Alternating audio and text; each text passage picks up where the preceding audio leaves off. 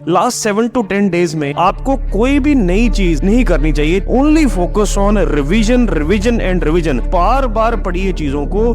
जितना मर्जी पढ़ लो, अगर आप पेपर वाले दिन आपको सोचना पड़ रहा है कि ये क्या था तो कोई फायदा नहीं है। पहला रिवीजन कब होना चाहिए? 1 से 2 घंटे का शेड्यूल निकालिए रिवीजन के लिए।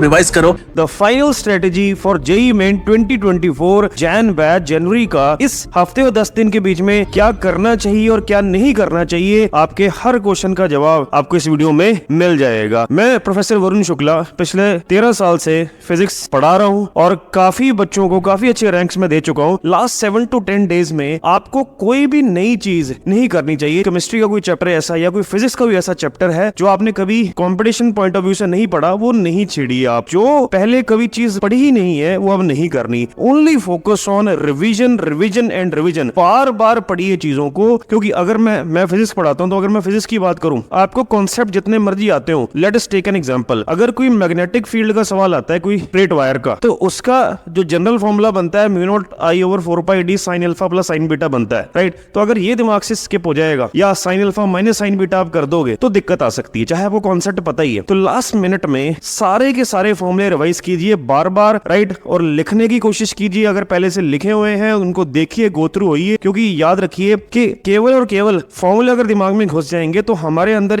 अलग ही कॉन्फिडेंस बनता है, हमारी मतलब वाइब्रेशन पॉजिटिव होती है, हमें लगता है कि हमें काफी चीजें आती हैं। अगर हमारे दिमाग से फॉर्मूले स्किप होते जाते हैं तो हमें ऐसे लगने लग पड़ता है, एक साइकोलॉजिकली एक फैक्ट है, हमें लगने लग पड़ता है कि हमें शायद कुछ नहीं आता। तो फॉर्मूले बार बार पढ़िए आप इन 7 से 10 दिन में, चाहे वो केमिस्ट्री है चाहे वो मैथमेटिक्स है। कोई भी क्वेश्चन ऐसा ना हो कि आप बाहर निकले यार ये मुझे आता था लेकिन फॉर्मूला नहीं लगा पाया। अनटिल और अनलेस मैकेनिक्स का कोई सवाल है, जैसे मैकेनिक्स में भी फॉर एग्जांपल रोटेशन की बात करूं तो रोटेशन में भी अगर किसी रिजिड बॉडी का मोमेंट ऑफ इनर्शिया का फॉर्मूला भूल जाओगे तो भी दिक्कत है। जैसे जनरली जो चीजें हम याद रखते हैं, हमें बेसिक फॉर्मूले पता होते हैं मोमेंट ऑफ इनर्शिया के, लेकिन जब बात आती है रेक्टेंगल की या स्क्वायर की या क्यूब की तब हमें गड़बड़ होती है। तो ऐसे फॉर्मूले जो अनकन्वेंशनल फॉर्मूले हैं वो जरूर पढ़िए, क्योंकि ऐसा नहीं है कि स्क्वायर या क्यूब का क्वेश्चन या रेक्टेंगुलर क्वेश्चन नहीं आ सकता मोमेंट ऑफ इनर्शिया का, राइट। तो ये चीजें हमें की आनी चाहिए। फॉर्मूलों पे फोकस कीजिए अगर मैं बात करूं हर सब्जेक्ट की। दूसरी बात मैंने कहा रिवीजन, बार बार पढ़िए चीजें, क्योंकि ये बात याद रखना लास्ट मोमेंट पे 7 to 10 डेज में की गई रिवीजन आपके याद रखना हर सब्जेक्ट में 2 या 3 क्वेश्चन एनहेंस कर सकती है, बढ़ा सकती है। यानी अगर आपके क्वेश्चन फॉर एग्जांपल 18 ठीक हो रहे थे तो प्रोबेबिलिटी ये है कि रिवीजन करने से अच्छी तरह, यानी जो चीजें आपने पढ़ी हुई है उनको ऐसा सुपर स्ट्रॉन्ग कर लीजिए कि भाई ये गलत होने की चांस बने ही ना, राइट। तो 2 या 3 क्वेश्चन हर सब्जेक्ट में एनहेंस हो जाएंगे। तो अगर मैं बात करूं हर सब्जेक्ट में 2 या 3 क्वेश्चन की, मैक्सिमम 3 भी लगा के चलो, 3 3 6 3 9 9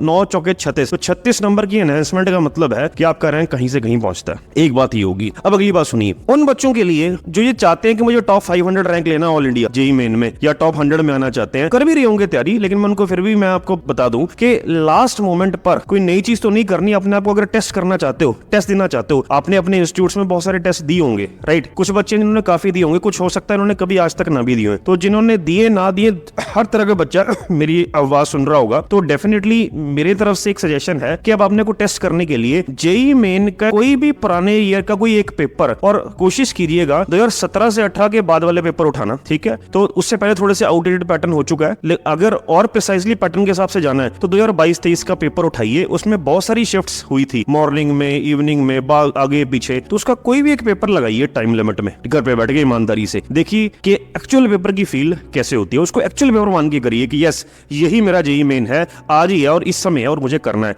एक तो ये कर सकते हैं, और मेरी सजेशन ये है जेईई मेन वालों को कोई नीट 2022 23 21 20 का कोई पेपर नीट का भी सॉल्व कीजिए टाइम लिमिट में, थोड़ी स्पीड बढ़ती है अपनी। तो नीट का कोई पुराना पेपर या बिट्स पिलानी का कोई पुराना पेपर, राइट, या जेईई का पुराना पेपर जरूर टाइम लिमिट में सॉल्व कीजिए, आपको डेफिनेटली हेल्प करेगा। और वो बच्चे जो और अपने आप को एक्सट्रीम लेवल पे टेस्ट करना चाहते हैं तो सजेशन मेरी ये है, एक जेडब्ल्यू एडवांस का पुराना पेपर 2020 से बाद वाला करे ज्यादा बेटर है, 20 वाला, 21 का, 22 का या 23 का। तो उसमें भी आप कुछ ऐसे पोर्शन है, उसमें कॉम्प्रिहेंशन वाला पोर्शन छोड़कर, ठीक है, वो छोड़ करके 1 और मोर देन 1 करेक्ट वालों पे फोकस करके या सिंगल आंसर करेक्ट वाले पे फोकस करके, उनसे काफी आपको पता लगेगा कुछ नए कॉन्सेप्ट इन द सेंस कि आपको कॉन्सेप्ट तो पहले पता ही होंगे, कुछ वैरायटी ऑफ क्वेश्चन पता लगेंगे आपको। तो जो आपने आपको एक्सट्रीम लेवल पे टेस्ट करना चाहता है तो मेरी सजेशन ये है कोई एक आधा जेईई एडवांस का पेपर भी अगर फुली सॉल्व कर सकते हैं तो मच बेटर, वो भी करके देखिए। वो एक एक्सट्रीम लेवल की टेस्टिंग होगी, that will definitely help you. जी हाँ प्यारे बच्चों, और जाते जाते एक बात मैं बोलना चाहूंगा